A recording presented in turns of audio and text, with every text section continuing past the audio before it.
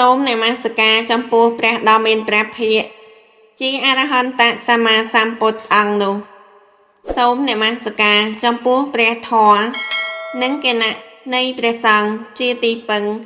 ទីរលឹកស្មារតីជីវិតខ្ញុំព្រះករុណានាងខ្ញុំសូមអារាធនានៅព្រះធម៌ក្នុងបៃដកប្រែរួមអត្ថកថាលេខ2បរាជកាន់សិក្ខាបទទី3ការសម្លាប់មនុស្សទំព័រ303ដល់321ភាគបន្តដូចតទៅនេះសម័យនោះឯងមានឧបាសកម្នាក់មានជំងឺប្រពន្ធរបស់ឧបាសកនោះមានរូបល្អស្រស់បោះមុខគួរឲ្យគយគន់ជាទីនាំមកនៅសេចក្តីជ្រះថ្លាពួកឆាបកិយភិក្ខុមានចិត្តប្រតិព័ទ្ធចំពោះស្រីនោះគ្រានោះ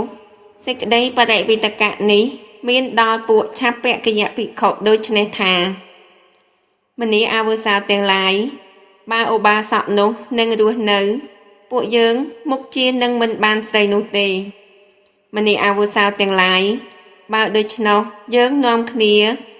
ពរនាគុណនៃសេចក្តីស្លាប់ដល់ឧបាសកនោះគ្រានោះឯងពួកឆាបកិយភិក្ខុនាំគ្នាចូលទៅកាន់ទីដែលឧបាសកនោះនៅលុះចូលទៅដល់ហើយក៏និយាយពាក្យនេះនឹងឧបាសកនោះថាមនីឧបាសកអ្នកឯងបានធ្វើអំពើល្អមកហើយបានធ្វើកុសលហើយបានធ្វើកម្មជាគ្រឿងការពារភ័យរួចអស់ហើយអ្នកឯងមិនដែលធ្វើបាបមិនដែលធ្វើអំពើលាមកមិនដែលធ្វើអំពើអាក្រក់អំពើល្អអ្នកបានធ្វើហើយបាបអ្នកមិនធ្លាប់ធ្វើឡើយអ្នកឯងមានប្រយោជន៍អ្វីដោយជីវិតដ៏អាក្រក់លាមកនេះអ្នកស្លាប់ទៅប្រសើរជាងរស់នៅអ្នកធ្វើការកិរិយារំលៀងខណ្ឌស្លាប់ចាកលោកមនុស្សនេះនឹងទៅកើតបរលោកនឹងកើតក្នុងមនុស្សសុគតិឬឋានសួគ៌អ្នកនឹងបានឆ្អែតស្កប់ស្កល់នឹងបានឲ្យស្រីអប្សរទាំងឡាយបម្រើដោយកម្មគុណទាំង5ដ៏ជាទិព្វក្នុងឋានសួគ៌នោះគ្រានោះឯងឧបាសកនោះគិតថាលោកម្ចាស់ទាំងឡាយនិយាយនេះពិតណាស់ត្បិតខ្លួនអញជាមនុស្សបានធ្វើអំពើល្អមកហើយបានធ្វើកុសលមកហើយបានធ្វើវិធីការពារភ័យក្នុងអបាយភូមិហើយបាបអញមិនដែលធ្វើឡើយអំពើអាក្រក់ក៏អញមិនដែលធ្វើមិនធ្លាប់ធ្វើអំពើអាក្រក់សោះអំពើប្រពៃអញបានធ្វើហើយបាបអញមិនដែលធ្វើឡើយអញមានប្រយោជន៍អ្វីដោយជីវិតអាក្រក់លាមកនេះអញស្លាប់ទៅប្រសើរជាងរស់នៅអញធ្វើការកិរិយារំលៀងខណ្ឌស្លាប់ចាកមនុស្សលោកនេះទៅកាន់បរលោកនឹងកើតក្នុងមនុស្សសុគតិឬឋានសួគ៌អញមុខជានឹងបានឆ្អែតស្កប់ស្កល់ឲ្យស្រីទេពអប្សរទាំងឡាយបម្រើដោយកម្មគុណទាំង5ដែលជាទិព្វក្នុងឋានសួគ៌នោះឧបាសកនោះបរិភោគភោជនទាំងឡាយដែលមិនសប្បាយគឺអាហារដែលស្លែងនាំឲ្យកើតរោគទំពាស៊ីតែខាតនិយៈគ្រឿងទំពាដែលមិនសប្បាយផងចិញ្ចក់ចិញ្ចប់តែវត្ថុសម្រាប់ចិញ្ចក់ចិញ្ចប់ដែលមិនសប្បាយផងផឹកទឹកដែលមិនសប្បាយផងកាលឧបាសកនោះបរិភោគភោជនដែលមិនសប្បាយតែម្យ៉ាងផងកាលទំពាស៊ីខាតនិយៈវត្ថុដែលមិនសប្បាយផងការចិញ្ចក់ចិញ្ចប់វត្ថុសម្រាប់ចិញ្ចក់ចិញ្ចប់មិនសប្បាយផងផឹកទឹកដែលមិនសប្បាយផងអាពាធដ៏ឃ្លាវខ្លាក៏កើតឡើងឧបាសកនោះក៏ធ្វើការកិរិយាស្លាប់ទៅដោយអាពាធនោះឯងទៅប្រពន្ធរបស់ឧបាសកនោះពោលទោសតេះដៀលបន្ទោសបង្អាប់ពួកសាមណៈទាំងនោះថាជាសច្ចបុត្រជាបុគ្គលឥតខ្មាស់ជាមនុស្សទ្រុសិលមានប្រក្តីពោលពាក្យមុសាពួកសាមណៈទាំងនេះនឹងប្រាជ្ញាខ្លួនថាជាអ្នកប្រព្រឹត្តធម៌ជាអ្នកប្រព្រឹត្តរៀបរយជាអ្នកប្រព្រឹត្តព្រហ្មចរិយធម៌ ជាអ្នកពោលពាក្យសច្ចៈជាអ្នកមានសិលជាអ្នកមានកល្យាណធម៌ដូចម្ដេចបានភាពសាមណៈរបស់ភិក្ខុទាំងនេះគ្មានទេព្រហ្មចរិយធម៌របស់ភិក្ខុទាំងនេះក៏គ្មានទេសាមញ្ញគុណរបស់សាមណៈទាំងនេះវិនិច្ឆ័យអស់ហើយព្រហ្មញ្ញគុណរបស់សាមណៈទាំងនេះវិនិច្ឆ័យអស់ហើយសាមញ្ញគុណរបស់សាមណៈទាំងនេះនឹងមានមកពីណាព្រហ្មញ្ញគុណរបស់សាមណៈទាំងនេះនឹងមានមកពីណាសាមណៈទាំងនេះប្រះចាកសាមញ្ញគុណហើយសាមណៈទាំងនេះប្រះចាកព្រហ្មញ្ញគុណហើយព្រោះសាមណៈទាំងនេះបានពរនីគុណនៃសេចក្តីស្លាប់ដល់ស្វាមីអញស្វាមីរបស់អញគឺសាមណៈទាំងនេះសម្លាប់ហើយទាំងពួកមនុស្សឯទៀតក៏ពោលតេះដៀលបន្ទោសបង្អាប់សាមណៈពួកនេះថាសច្ចបុត្រជាមនុស្សឥតខ្មាស់ជាមនុស្សទ្រោះសិលពោលតែពាក្យមុសាពួកសាមណៈទាំងនេះបដិញ្ញាខ្លួនថាជាអ្នកប្រព្រឹត្តធម៌ប្រព្រឹត្តរៀបសារប្រព្រឹត្តព្រហ្មចរិយធម៌ពោលពាក្យសច្ចៈមានសិល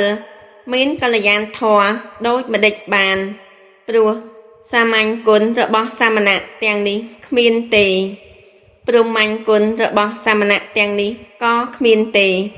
សាមញ្ញគុណរបស់សាមណៈទាំងនេះវិនិច្ឆ័យអស់ហើយព្រហ្មញ្ញគុណរបស់សាមណៈទាំងនេះវិនិច្ឆ័យអស់ហើយសាមញ្ញគុណរបស់សាមណៈទាំងនេះនឹងមានមកពីណាព្រហ្មញ្ញគុណរបស់សាមណៈទាំងនេះ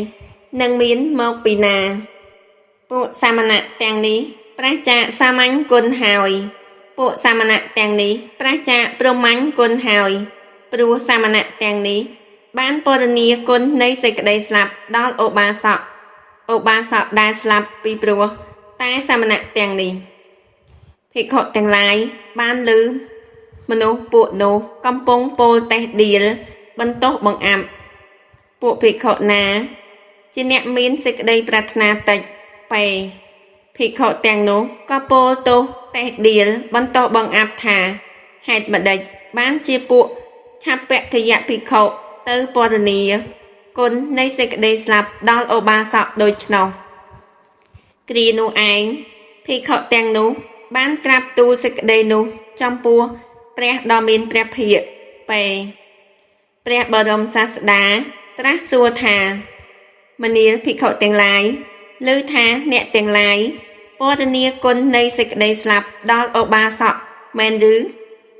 ភិក្ខុទាំងនោះក្រាបទូលថាបបិទ្ធព្រះអង្គព្រះមានព្រះភិក្ខពិតមែនព្រះពុទ្ធដ៏មានជោគទ្រង់តេះដៀលថាមនាលមោខៈបរោះទាំងឡាយអំពើដែលអ្នកទាំងឡាយអស់គ្នាធ្វើហើយនោះមិនសមគួរមិនត្រូវទំនងមិនត្រូវបែបមិនមែនជារបស់សាមណៈមិនគប្បីមិនគួរធ្វើសោះមនាលមោខៈបរោះទាំងឡាយហេតុដូចម្ដេចបានជាអ្នកទាំងឡាយទៅពរនីគុណនៃសេចក្តីស្លាប់ដល់ឧបាសកដូច្នោះមនាលមោខៈបរោះទាំងឡាយអំពើនេះមិននាំឲ្យជ្រះថ្លាដល់ជនទាំងឡាយដែលមិនទាន់ជ្រះថ្លាទេពេមនាលភិក្ខុទាំងឡាយអ្នកទាំងឡាយគប្បីសម្ដែងសិក្ខាបទយ៉ាងនេះថាភិក្ខុណាខ្លែងផ្ដាច់បង់រាងកាយរបស់មនុស្សឲ្យឃ្លាតចាកជីវិតក្តីទោះបីស្វែងរកគ្រឿងសាស្ត្រាវុធឲ្យគេសម្លាប់រាងកាយមនុស្សនោះក្តីពរនីគុណនៃសេចក្តីស្លាប់ឬនិយាយណែនាំដើម្បីសេចក្តីស្លាប់ថាណែបរោះដ៏ចម្រើនអ្នកមានប្រយោជន៍អ្វីដោយជីវិតអាក្រក់លាមកនេះអ្នកស្លាប់ទៅប្រសើរជាងរស់នៅភិក្ខុមានចិត្តគិតដូច្នេះមានសេចក្តីត្រេះរិះក្នុងចិត្តដូច្នេះគប្បីពរនីគុណនៃសេចក្តីស្លាប់ឬគប្បីណែនាំដើម្បីសេចក្តីស្លាប់ឲ្យអនេកបរិយាយភិក្ខុនេះហៅថាត្រូវអាបត្តិបរាជិកមិនមានសង្វាសឡើយត្រង់ពាក្យថាភិក្ខុណាមួយក្នុងពេយាលៈទាំងពីរ មានសេចក្តីអធិប្បាយដោយក្នុងបរាជកណ្ឌទី1ត្រង់បទថាខ្លែងនោះគឺដឹងជាក់ច្បាស់ហើយខ្លែងសម្លាប់ដែលហៅថារាងកាយនៃមនុស្សនោះគឺបឋមចិត្តណាដែលកើតឡើងហើយបឋមវិញ្ញាណណាដែលកើតឡើងប្រកបហើយក្នុងផ្ទៃនៃមេដាដរាបដល់ពេលស្លាប់ក្នុងរវាងកាលប៉ុណ្ណេះនេះឯងហៅថារាងកាយរបស់មនុស្សត្រង់ពាក្យថាផ្ដាច់បង់ចាកជីវិតគឺចូលទៅផ្ដាច់បង់ញ៉ាំងឥន្ទ្រីគឺជីវិតឲ្យរលត់ទៅគឺថាញ៉ាំងសន្តតិខ្សែតនៃចិត្តឲ្យកម្រើកត្រង់ពាក្យថាទោះបីស្វែងរកគ្រឿងសាស្ត្រាវុធឲ្យគេសម្លាប់រាងកាយមនុស្សនោះក្តីសេចក្តីថាក៏បីស្វែងរកដាវក្តីលំពេងក្តីច្បោកក្តីឈើស្រួចក្តីអន្លូងក្តីថ្មក្តីកាំបិតក្តីថ្នាំពឹសក្តីខ្សែក្តីត្រង់ពាក្យថាពរនីគុណនៃសេចក្តីស្លាប់សេចក្តីថាសំដែងទោសក្នុងកិរិយារស់នៅពោលសរសើរគុណក្នុងការស្លាប់ត្រង់ពាក្យថានិយាយណែនាំដើម្បីសេចក្តីស្លាប់សេចក្តីថានិយាយណែនាំអ្នកចូលនាំគ្រឿងសាស្ត្រាមកក្តីថាអ្នកចូលស៊ីថ្នាំពឹសក្តីថាអ្នកចូលចងរឹតដោយខ្សែហើយធ្វើមរណកាលទៅក្តីយ៉ាងនេះហៅថានិយាយណែនាំដើម្បីសេចក្តីស្លាប់ត្រង់ពាក្យថាណែបរោះដល់ចម្រើននេះជាឈ្មោះនៃពាក្យអាលម្បណៈពាក្យសម្រាប់ហៅរកពាក្យមនាបរោះដល់ចម្រើនត្រង់ពាក្យថាអ្នកមានប្រយោជន៍អ្វីដោយជីវិតអាក្រក់លាមកនេះអ្នកស្លាប់ទៅប្រសើរជាងកិរិយារស់នៅមានអធិប្បាយថាជីវិតរបស់ពួកមនុស្សកំសត់បានធៀបទឹមនឹងជីវិតរបស់ពួកមនុស្សដុកស្ដំក៏ឃើញថាជាជីវិតលាមកជីវិតរបស់ពួកមនុស្សឥតទ្រព្យបើប្រៀបធំនឹងជីវិតរបស់ពួកមនុស្សមានទ្រព្យក៏ឃើញថាជាជីវិតលាមកជីវិតរបស់មនុស្សទាំងឡាយបើប្រៀបផ្ទឹមគ្នានឹងជីវិតរបស់ទេវតាទាំងឡាយក៏ឃើញថាជាជីវិតលាមកយ៉ាងនេះហៅថាជីវិតលាមកជីវិតរបស់មនុស្សដាច់ដៃដាច់ជើងដាច់ទាំងដៃទាំងជើងមនុស្សដាច់ត្រចៀកមនុស្សដាច់ច្រមុះមនុស្សដាច់ទាំងត្រចៀកទាំងច្រមុះទាំងនេះហៅថាជីវិតអាក្រក់អ្នកមានប្រយោជន៍អ្វីនឹងជីវិតលាមកនេះនិងជីវិតដ៏អាក្រក់នេះអ្នកស្លាប់ទៅប្រសើរជាងរស់នៅត្រង់ពាក្យថាមានចិត្តគិតដូច្នេះសេចក្តីថាធម្មជាតិណាជាចិត្តធម្មជាតិនោះជាមโนធម្មជាតិណាជាមโนធម្មជាតិនោះគឺចិត្តត្រង់ពាក្យថាមានសេចក្តីត្រេះរិះក្នុងចិត្តដូច្នេះសេចក្តីថាមានសេចក្តីសម្គាល់ក្នុងសេចក្តីស្លាប់មានចេតនាចង់ឲ្យស្លាប់មានសេចក្តីប៉ុនប៉ងចង់ឲ្យស្លាប់ត្រង់ពាក្យថាដោយអនេកបរិយាយគឺដោយអាការទាំងឡាយខ្ពស់និងទាបដោយឧបាយច្រើនយ៉ាងត្រង់ពាក្យថាពរនីគុណនៃសេចក្តីស្លាប់គឺអធិប្បាយថាភិក្ខុសំដែងទោសក្នុងការរស់នៅពោលសរសើរគុណក្នុងការស្លាប់ទៅដូច្នេះថាអ្នកស្លាប់អំពីលោកនេះគឺអ្នករំលៀងខណ្ឌស្លាប់ទៅកាន់បរលោកនិងកើតក្នុងមនុស្សសុគតិ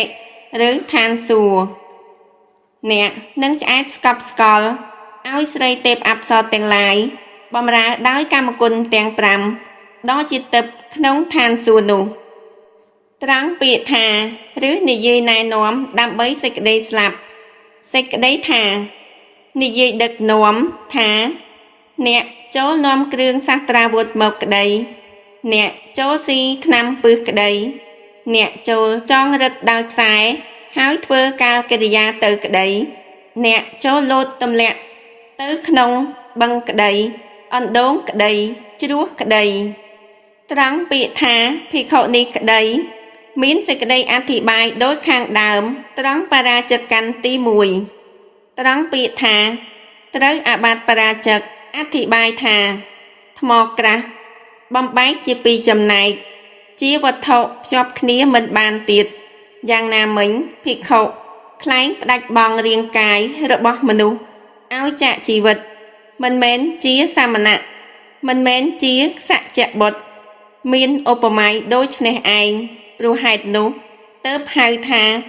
ត្រូវអាបត្តិបរាជិកត្រង់ពាក្យថារកសង្វាស់គ្មាន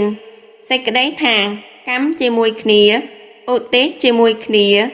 សិក្ខាស្មើគ្នានេះហៅថាមានសង្វាស់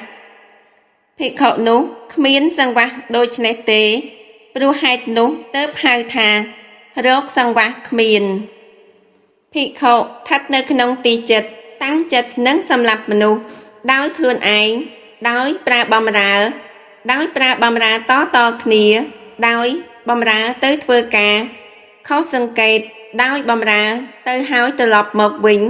ភិក្ខុនៅក្នុងទីមិនកំបាំងសម្គាល់ថាកំបាំងនៅក្នុងទីកំបាំងសម្គាល់ថាមិនកំបាំងនៅក្នុងទីមិនកំបាំងសម្គាល់ថាមិនកំបាំងនៅក្នុងទីកំបាំងសម្គាល់ថាកំបាំងភិក្ខុពរនីសេចក្តីស្លាប់ដោយកាយពរនីដោយវាចាពរនីដោយកាយនិងវាចាពរនីដោយប្រើបម្រើពរនីដោយចរិតអក្សរជីករណ្ដៅធ្វើបង្អែកបង្កប់ចង្រងធ្វើភេសជ្ជៈសម្លាប់ដោយរូបសម្លាប់ដោយសម្លេងសម្លាប់ដោយក្លិនសម្លាប់ដោយរសសម្លាប់ដោយសម្ផស្សសម្លាប់ដោយធម៌បង្កប់ឲ្យស្លាប់ព្រានប្រដៅដើម្បីឲ្យស្លាប់ធ្វើសង្កេតកម្មធ្វើនិមិត្តកម្មត្រង់ពាក្យថាដោយខ្លួនឯងគឺភិក្ខុសម្លាប់គេខ្លួនឯងដោយកាយក្តីដោយអាវុធក្តីដែលជាប់នឹងកាយក្តីដោយគ្រឿងប្រហារក្តីត្រង់ពាក្យថាស្ថិតនៅក្នុងទីចិត្តសេចក្តីថាស្ថិតនៅក្នុងទីចិត្តក៏បង្គាប់ថាអ្នកចូលចាក់យ៉ាងនេះអ្នកចូលប្រហារយ៉ាងនេះអ្នកចូលសម្លាប់យ៉ាងនេះភិក្ខុបង្គាប់ភិក្ខុផងគ្នាថាលោកចូលផ្ដាច់បង់ជីវិតមនុស្សឈ្មោះនេះដូច្នេះត្រូវអាបត្តិទូគាត់ភិក្ខុទទួលបង្គាប់នោះចំណាំមនុស្សនោះបានហើយផ្ដាច់បង់ជីវិតមនុស្សនោះត្រូវអាបត្តិបរាជិកទាំងពីររូបភិក្ខុបង្គាប់ភិក្ខុផងគ្នាថាលោកចូលផ្ដាច់បង់ជីវិតមនុស្សឈ្មោះនេះដូច្នេះត្រូវអាបត្តិទូគាត់ភិក្ខុទទួលបង្គាប់ចំណាំមនុស្សបានប៉ុន្តែទៅផ្ដាច់បង់ជីវិតមនុស្សដទៃវិញភិក្ខុអ្នកបង្គាប់មិនត្រូវអាបត្តិឡើយភិក្ខុអ្នកសម្លាប់ត្រូវអាបត្តិបរាជិកភិក្ខុបង្គាប់ភិក្ខុផងគ្នាថាលោកចូលផ្ដាច់បង់ជីវិតមនុស្សឈ្មោះនេះដូច្នេះត្រូវអាបត្តិទូគាត់ភិក្ខុអ្នកទទួលបង្គាប់ចំណាំមនុស្សដទៃវិញប៉ុន្តែទៅផ្ដាច់បង់ជីវិតមនុស្សនោះគឺមនុស្សដែលអ្នកប្រើប្រាប់ឲ្យសម្លាប់នោះត្រូវអាបត្តិបរាជិកទាំងពីររូបភិក្ខុបង្គាប់ភិក្ខុផងគ្នាថាលោកចូលផ្ដាច់បង់ជីវិតមនុស្សឈ្មោះនេះដូច្នេះត្រូវអាបត្តិទូគាត់ភិក្ខុអ្នកទទួលបង្គាប់ចំណាំមនុស្សដទៃវិញលុះវេលាទៅផ្ដាច់បង់ជីវិតមនុស្សដទៃនោះបើខុសបង្គាប់ដូច្នេះភិក្ខុអ្នកបង្គាប់មិនត្រូវអាបត្តិឡើយភិក្ខុអ្នកសម្លាប់ត្រូវអាបត្តិបរាជិកភិក្ខុបង្គាប់ភិក្ខុផងគ្នាថា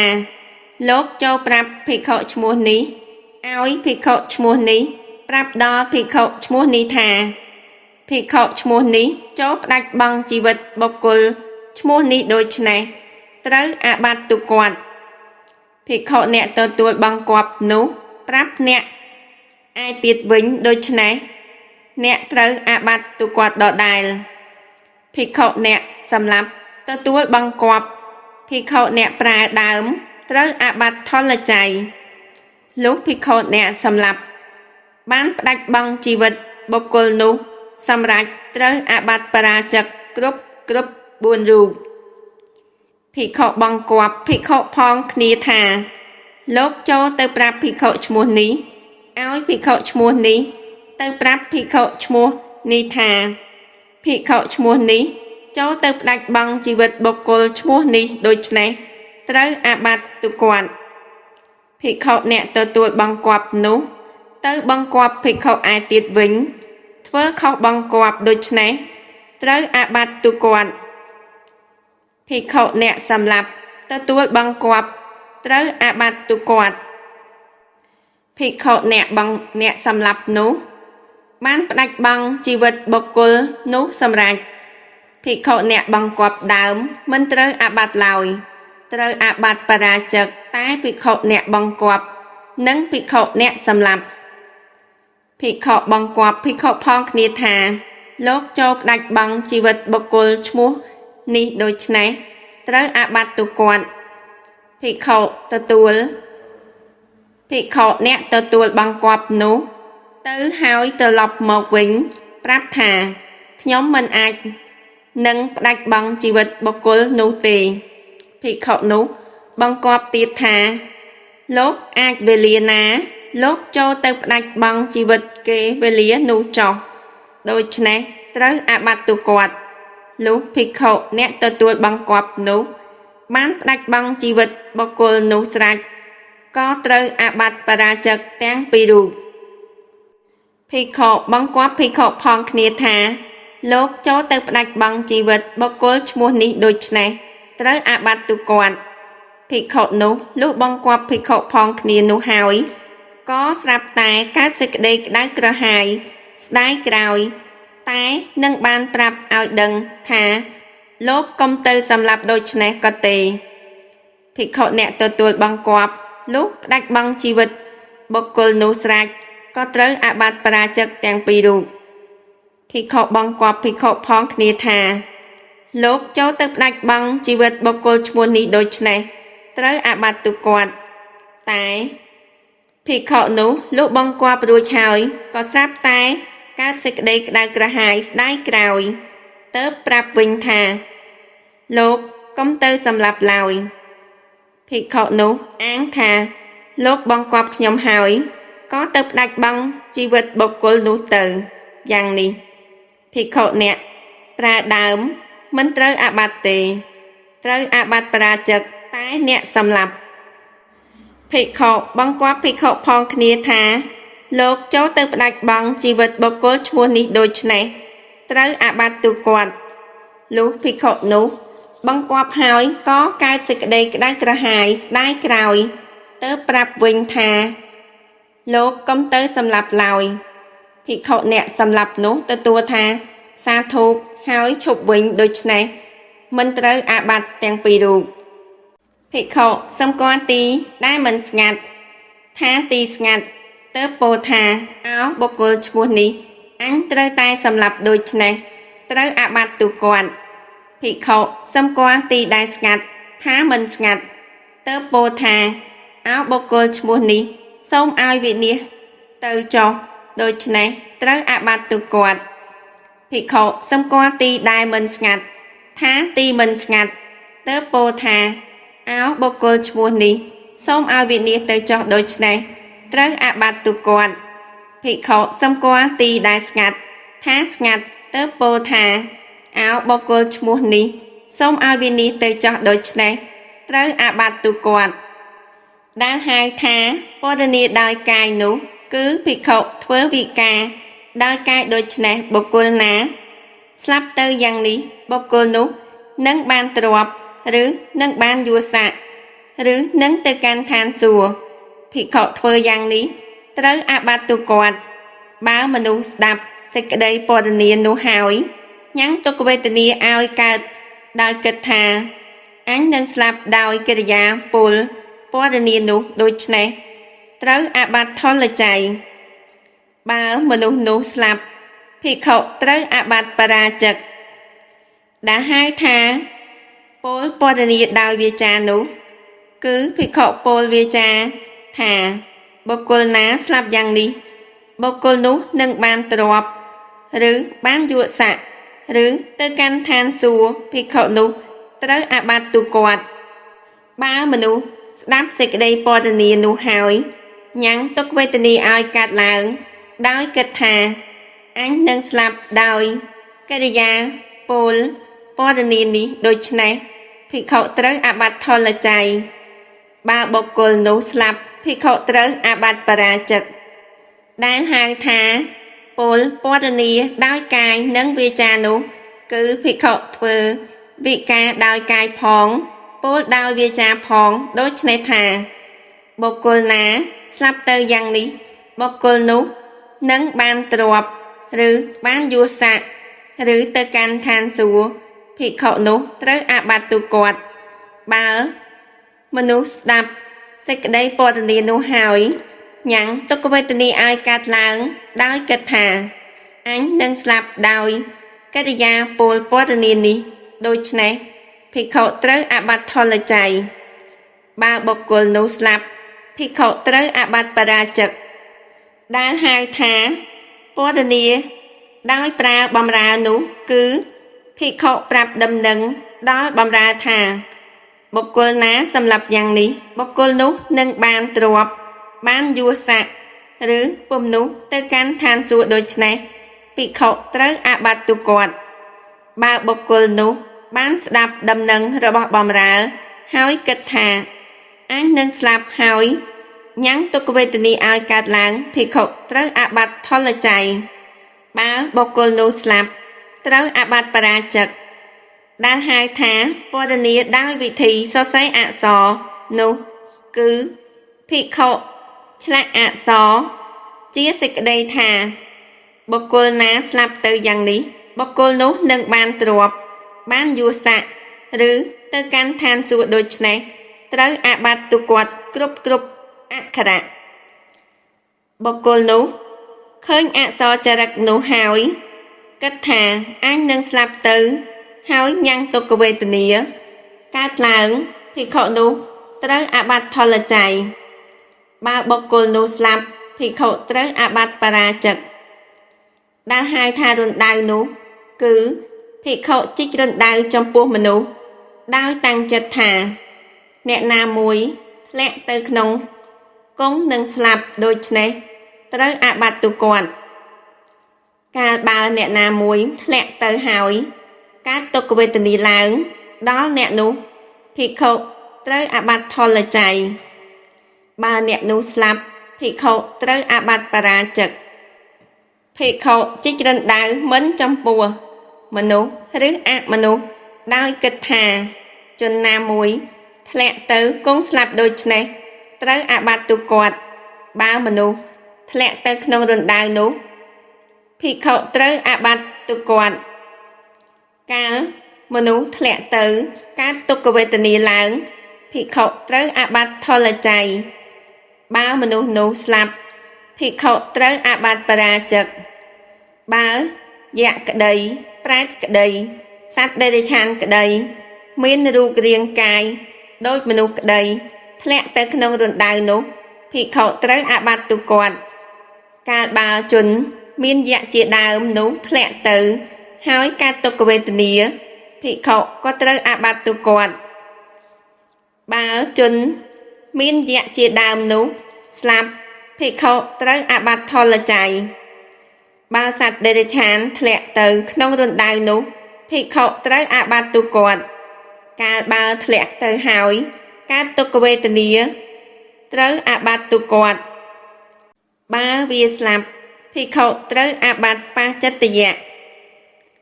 ដែលហៅថាបង្អែកនោះគឺភិក្ខុបង្កប់សាស្ត្រាទុកទីសម្រាប់ផ្អែកក្តីលាបដោយថ្នាំពឹសក្តីធ្វើឲ្យទ្រុឌទ្រោមក្តីបង្កប់សាស្ត្រាក្នុងត្រពាំងក្តីក្នុងអណ្ដូងក្តីក្នុងជ្រោះក្តីដោយគិតថាមនុស្សណាមួយនឹងធ្លាក់ទៅស្លាប់ដោយគ្រឿងប្រហារនេះត្រូវអាបាត់ទូគាត់បើមនុស្សនោះមានទុក្ខវេទនាកើតឡើងដោយសាស្ត្រាក្តីដោយថ្នាំពឹសក្តីដោយ ដំណើរដែលធ្លាក់ចុះទៅតាមធម្មតាក្តីភិក្ខុត្រូវអាបត្តិថលច័យបើមនុស្សនោះស្លាប់ភិក្ខុត្រូវអាបត្តិបរាជិកដែលហៅថាបង្កប់ចម្រងនោះគឺភិក្ខុបង្កប់ដាវក្តីលំពែងក្តីច្បោកក្តីឈើស្រួចក្តីអន្លូងក្តីថ្មក្តីកាំបិតក្តីថ្នាំពឹសក្តីខ្សែក្តីដោយគិតថាមនុស្សណាមួយនឹងស្លាប់ដោយវត្ថុមានដាវជាដើមនេះយ៉ាងនេះត្រូវអាបត្តិទៅគាត់បើមនុស្សនោះញ៉ាំងទុក្ខវេទនាឲ្យកាត់ឡើងដោយគិតថាអញនឹងស្លាប់ដោយវត្ថុមានដាវជាដើមនោះភិក្ខុត្រូវអាបត្តិថលច័យបើមនុស្សនោះស្លាប់ត្រូវអាបត្តិបរាជិកដែលហៅថាភេសជ្ជៈនោះគឺភិក្ខុឲ្យសัพពេក្តីអ្នកវនិតក្តីប្រេងក្តីទឹកឃ្មុំក្តីស្ករអំពៅក្តីដោយតាំងចិត្តថាមនុស្សដែលចិញ្ចុកស៊ីភេសជ្ជៈនេះសัพពេជាដើមនោះហើយគង់នឹងស្លាប់ដូច្នេះត្រូវអាបត្តិទៅគាត់កាលបើមនុស្សស៊ីភេសជ្ជៈមានសัพពេជាដើមនោះហើយកើតទុក្ខវេទនាភិក្ខុត្រូវអាបត្តិថលច័យបើមនុស្សនោះស្លាប់ភិក្ខុត្រូវអាបត្តិបរាជិកដែលហៅថាសម្លាប់ដោយរូបនោះគឺភិក្ខុនាំយករូបដែលមិនគប់ចិត្តមុខគួរឲ្យខ្លាចផិតភ័យស្ងប់ស្ញែងដោយតាំងចិត្តថាមនុស្សណាមួយមកឃើញរូបនេះហើយនឹងតក់ស្លុតស្លាប់ដូច្នេះត្រូវអាបត្តិទៅគាត់បើមនុស្សឃើញរូបនោះហើយតក់ស្លុតភិក្ខុត្រូវអាបត្តិថលច័យបើមនុស្សស្លាប់ត្រូវភិក្ខុត្រូវអាបត្តិបរាជិកភិក្ខុនាំយករូបដែលជាទីគប់ចិត្តគួរឲ្យស្រឡាញ់ពេញចិត្តដោយបំណងថាមនុស្សណាមួយមកឃើញរូបនេះហើយតែមិនបានរូបនេះមុខជានឹងសង្រេងសង្រៃរីងរៃស្លាប់ដូច្នេះត្រូវអាបត្តិទៅគាត់បើមនុស្សឃើញរូបនោះហើយក្រៀមក្រំព្រោះមិនបានតាមប្រាថ្នាភិក្ខុត្រូវអាបត្តិថលច័យបើមនុស្សនោះស្លាប់ភិក្ខុត្រូវអាបត្តិបរាជិកដែលហៅថាសម្លាប់ដោយសម្លេងនោះគឺភិក្ខុនាំយកសម្លេងមិនជាទីគប់ចិត្តមុខគួរឲ្យខ្លាចផិតភ័យស្ងប់ស្ញែងដោយបំណងថាមនុស្សណាមួយបានឮសម្លេងនេះហើយនឹងតក់ស្លុតស្លាប់ដូច្នេះត្រូវអាបត្តិទៅគាត់លុះមនុស្សឮសម្លេងនោះហើយតក់ស្លុតភិក្ខុត្រូវអាបត្តិថលច័យបើគេស្លាប់ភិក្ខុត្រូវអាបត្តិបរាជិកភិក្ខុនាំយកសម្លេងជាទីគប់ចិត្តមុខគួរឲ្យស្រឡាញ់ចូលចាប់ដួងចិត្តដោយបំណងថាមនុស្សណាមួយបានឮសម្លេងនេះហើយនឹងក្រៀមក្រំស្លាប់ព្រោះចង់បានមិនបានដូច្នេះត្រូវអាបត្តិទៅគាត់លុះមនុស្សឮសម្លេងនោះហើយក្រៀមក្រំចិត្តព្រោះចង់បានមិនបានភិក្ខុត្រូវអាបត្តិថលច័យបើមនុស្សនោះស្លាប់ភិក្ខុត្រូវអាបត្តិបរាជិកដែលហៅថាសម្លាប់ដោយក្លិននោះគឺភិក្ខុនាំយកក្លិនមិនគប់ចិត្តមុខគួរឲ្យខ្ពើមដោយបំណងថាមនុស្សណាមួយហិតក្លិនហើយគង់នឹងស្លាប់ព្រោះជារបស់គួរខ្ពើមគួរឆ្អើមដូច្នោះត្រូវអាបត្តិទៅគាត់កាលបើគេហិតក្លិននោះហើយមានទុក្ខវេទនាកើតឡើងព្រោះខ្ពើមព្រោះឆ្អើមភិក្ខុត្រូវអាបត្តិថលច័យគេស្លាប់ព្រោះត្រូវអាបត្តិក្លិនភិក្ខុត្រូវអាបត្តិបរាជិកភិក្ខុនាំយកក្លិនជាទីគប់ចិត្តចូលទៅដោយបំណងថាមនុស្សណាមួយបានហិតក្លិននេះហើយនឹងក្រៀមក្រំស្លាប់ព្រោះចង់បានមិនបានដូច្នេះត្រូវអាបត្តិទៅគាត់លុះគេហិតក្លិននោះហើយក្រៀមក្រំព្រោះមិនបានត្រូវអាបត្តិថលច័យបើគេស្លាប់ ភិក្ខុត្រូវអាបាតិបរាជិកដែលហៅថាសម្រាប់ដោយរស់នោះគឺភិក្ខុនាំយករស់ដែលមិនជាទីគាប់ចិត្តមកគួរឲ្យខ្ពើមដោយតាំងចិត្តថាមនុស្សណាមួយបានចិញ្ចក់ចិញ្ចប់រស់នេះហើយនឹងស្លាប់ព្រោះរស់នេះគួរឲ្យខ្ពើមដូច្នេះត្រូវអាបាតិទុគាត់កាលបើគេចិញ្ចក់ចិញ្ចប់រស់នោះហើយមានទុក្ខវេទនាកើតឡើងព្រោះជារបស់គួរខ្ពើមឆ្អើមភិក្ខុត្រូវអាបាតិថលច័យលុះគេស្លាប់ភិក្ខុត្រូវអាបាតិបរាជិកភិក្ខុនាំយករស់ជាទីគាប់ចិត្តដោយបំណងថាមនុស្សណាមួយបានចិញ្ចក់ចិញ្ចប់រស់នេះហើយនឹងក្រៀមក្រំស្លាប់ព្រោះមិនបានដោយបំណងដូច្នេះត្រូវអាបាតិទុគាត់លុះគេចិញ្ចក់ចិញ្ចប់រស់នោះហើយកើតក្រៀមក្រំព្រោះមិនបានតាមបំណងភិក្ខុត្រូវអាបាតិថលច័យបើគេស្លាប់ភិក្ខុត្រូវអាបាតិបរាជិកដែលហៅថាសម្រាប់ដោយសម្ផស្សនោះគឺភិក្ខុនាំយកផោតពៈមិនជាទីគាប់ចិត្តដែលមានសម្ផស្សនាំមកនៅសេចក្តីទុក្ខដែលមានសម្ផស្សរឹងដោយបំណងថាមនុស្សណាមួយបានប៉ះពាល់នៅសម្ផស្សនេះ